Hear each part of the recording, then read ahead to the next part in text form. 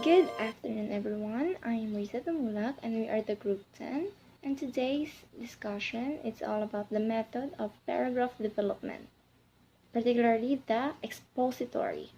So the first thing that came into my mind is that when you say expository, it is like you're exposed, just like in the GIF beside, in the right side, it's like the girl is her skeleton is exposed.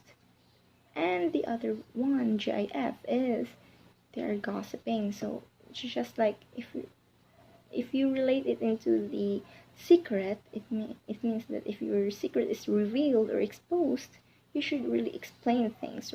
You explain your stand, right? So expository is just like me exposing.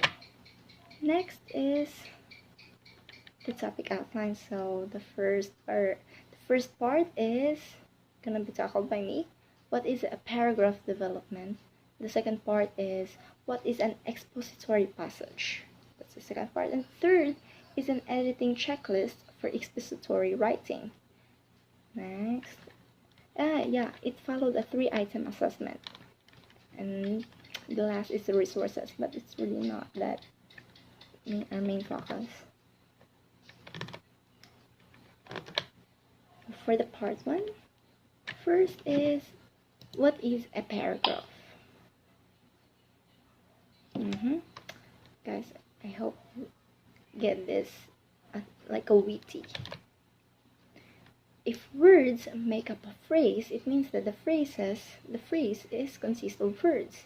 Now, if phrases are accumulated, it makes up a sentence already. And sentence is also grouped together. If you group the sentences together, it makes now a paragraph.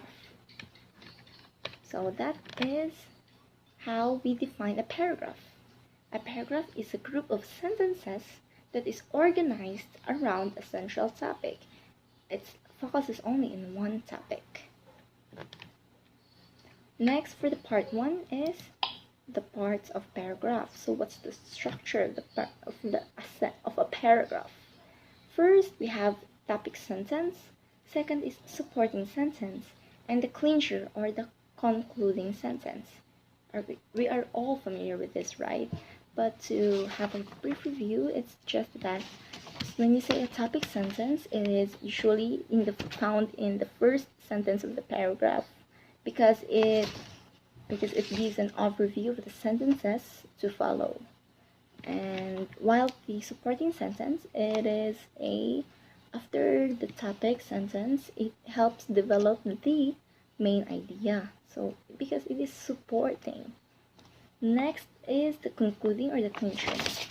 It means that it restates or summarizes the main idea of the topic sentence. It's like clincher is another word for settling, to settle things, or to have a final judgment. And next is third for the part 1 is what is a paragraph development. We already know what is a paragraph. Now, what is a paragraph development? A paragraph development, it refers to the way of building up thoughts in a paragraph. So there's the synonymous build up thoughts, or develop. Okay, so it refers to the way building up thoughts in a paragraph. Next, the last part for the part 1 is, we're all familiar with this. What is a paragraph and an essay, right? So what's the difference? Say paragraph, it is shorter than essay, and an essay consists of many paragraphs. See, I told you already that a paragraph focuses only on one topic, while the essay, it has many ideas, but you're talking the same thing. You're talking one topic, general topic. Next is, if you compare the essay and a paragraph, it's like in an object, it's like an umbrella.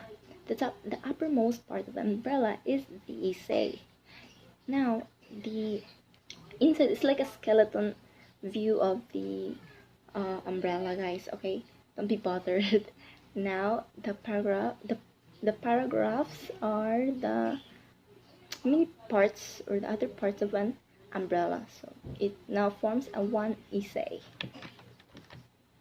Remember that paragraph writing is the foundation. See, a foundation of all essay writing. And whether the form is expository, persuasive, narrative, and etc. Yes, you heard it right.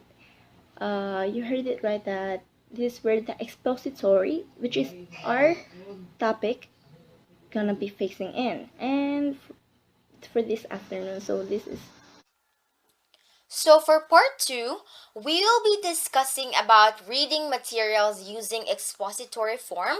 Second is subjective versus objective. Third is types of a paragraph development. And fourth is the types of expository essays. So for understanding more about expository form, reading a textbook, a news, a magazine articles, or any other types of publications, you are reading expository writing. And when you write answers for an essay test, you use the expository form.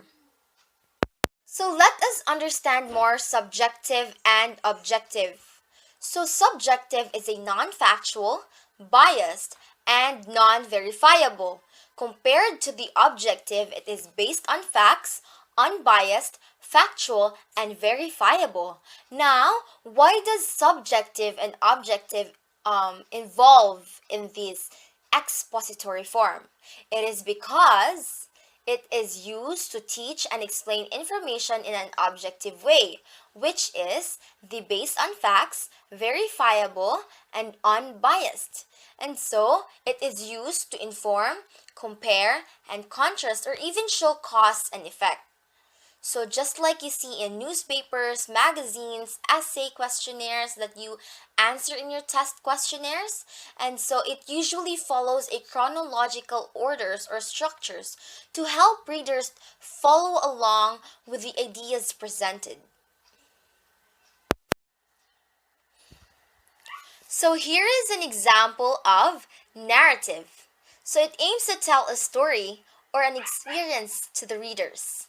It allows the use of personal pronouns. So let us read this example.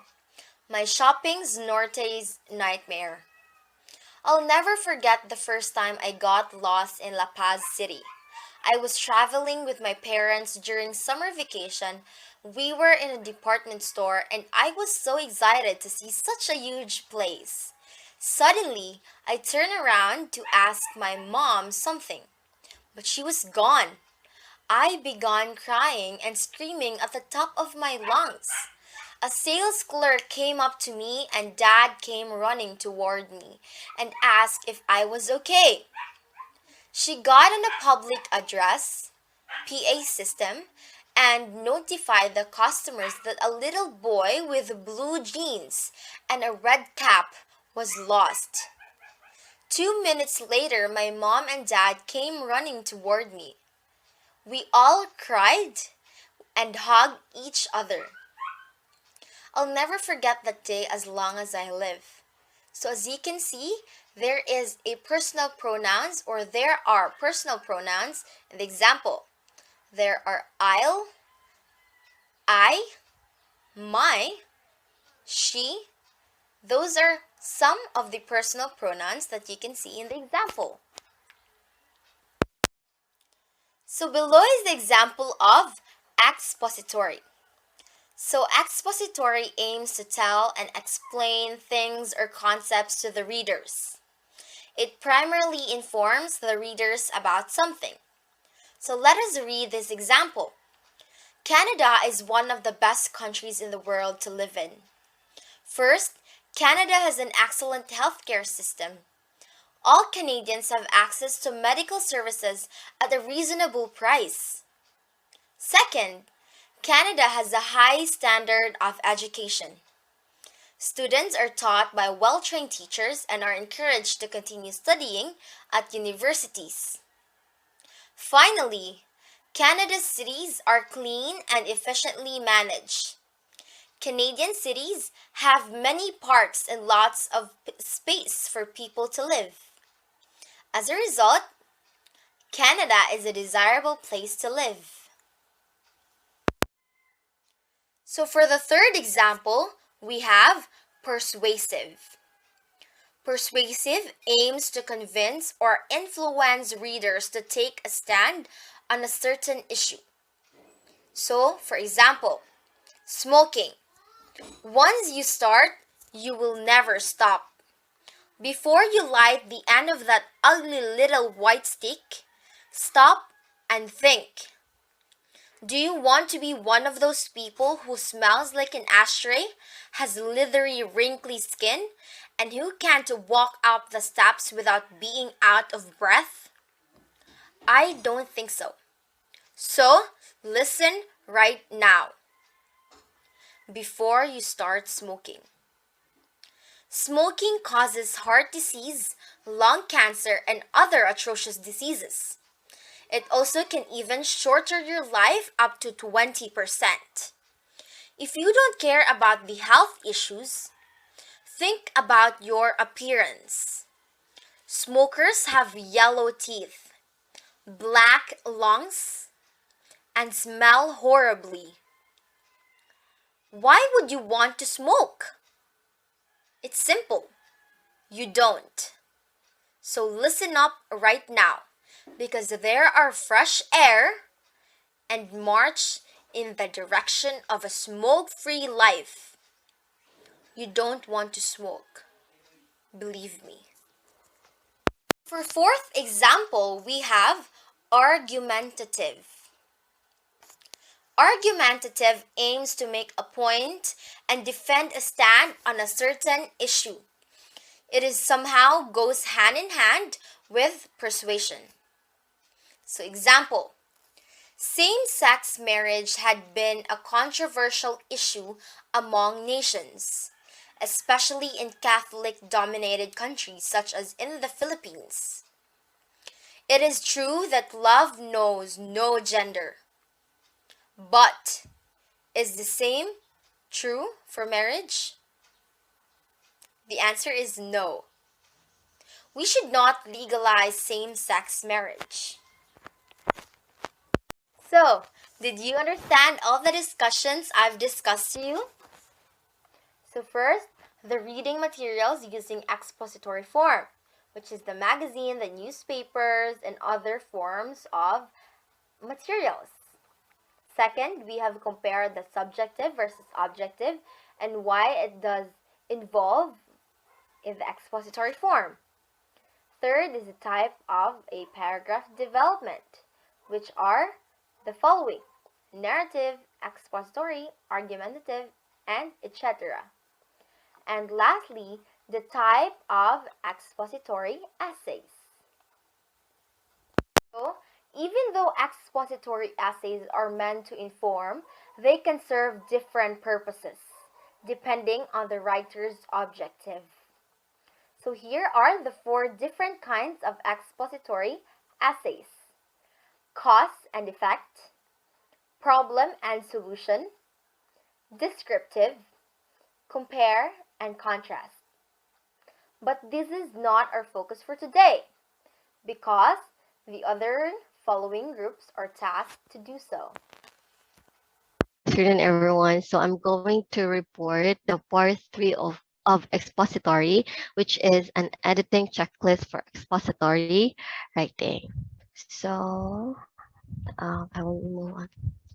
So editing is a crucial step in writing an expository essay because your goal is to provide your readers with information about unfamiliar subject, and the essay needs to be organized, needs to be clear, and needs a supportive details to convey its main idea. Whether you're educating readers about a significant issue or informing them about a topic. And you can also edit your expository essay by focusing on first is its structure, second is its language, and the third one is use of examples. And for the part, a typical expository essay will be about 5 paragraphs. So these 5 paragraphs could include the introduction, the body number one. It could be the next one would be body number two, and followed by body number three, and also the conclusion. So it is really important to note that the topic in each body paragraph, whether it is three or more, will refer back to the main ideas summarized in the introduction paragraph. And each body paragraph should present and explain a separate but relevant point to the main idea. Okay, so let's move on to the next part. So, like any other, the expository paragraph organizes itself around 3 parts. So, the first is the topic sentences, right? So, the topic sentence is it allows the reader to understand what you are writing about. So, the topic sentence. So when you make a topic, it should be the reader should have an idea already of what is the topic all about. The second would be the supporting sentences, which is this supporting sentences is could be the middle part of the paragraph sentences that follow one another in a logical sequence of steps. Okay. And the third is concluding sentences. So in concluding sentences, it closes your subject with an emphasis on the final product or process desired by the topic. Okay, so just remember that all paragraph should contain a topic sentence. It may be even more important in the expository paragraph because this is where the main idea of the paragraph is expressed. And this topic sentence lets the reader know what the rest of the paragraph will discuss. Okay, and next, let's have the next part. So the next part is avoid using I and you pronouns. So because an expository passage is an objective way of explaining information, you should always use the third person point of view when writing expository paragraph unless otherwise directed. Okay? And for the second part, the use of transitional devices. So it helps the reader follow the ideas. Okay, so these are the examples of expository transitions. To start off with, we could also use in addition, not only, furthermore, equally important, and to sum up, to summarize. So these are meaningful transition words to add on the flow and the essay and connect ideas. So don't make it sound. Okay. So now let's try to click on okay. So for the expository paragraph example, I will read the paragraph. So in this paragraph, um, going to college can be expensive. First, college tuition and room and board can cost anywhere from $2,000 to more than $10,000 per semester. Other expenses make going to college even more expensive. For example, books typically cost between $100 and $500 each term. Second, materials are also very expensive paper notebooks. Paper notebooks, writing utensils, and other supplies required often cost more at the college bookstore than any local discount department store. For instance, a package of notepaper costing $2 at a discount store might cost $5 at a college bookstore. Finally, there are all kinds of special fees added onto the bill at the registration time. A college student might have to pay a $50 insurance fee and a $20 activity fee, a $15 to the Student Government Association, and anywhere from $500 to $100 for parking. This is another fee if a student decided to add or drop classes after registration. The fees required to attend college never seem to end. Okay, so as you can see in the topic sentence in the example, lets the reader know that the paragraph will talk about the expenses of going to college, right? As you can see in the paragraph. And immediately following the topic sentence in the first supporting sentences. So this one, the underline sentence, and the two detail or example sentences. So each support sentence and its two detail sentences are shown in different colors so you can see where one needs and the next I mean where one ends and the one and the next begins. I'm sorry. So finally, the closing sentences neatly ties back to the topic sentences by rephrasing it, right? As you can see in the paragraph. Notice the use of transitional words to help the reader follow the ideas. Like, for example, finally, like that, transition words, right? And also, notice the use of the third person point of view in this paragraph. So the third person point of view, like he, she, or like one, is most commonly used for expository writing, technical writing, and any other sort of writing. And that has a business minded or persuasive intention or purpose. For our purposes in this class, you will always use third person point of view. When writing expository paragraph, unless otherwise directed, this means there should be no I or you words anywhere in the paragraph.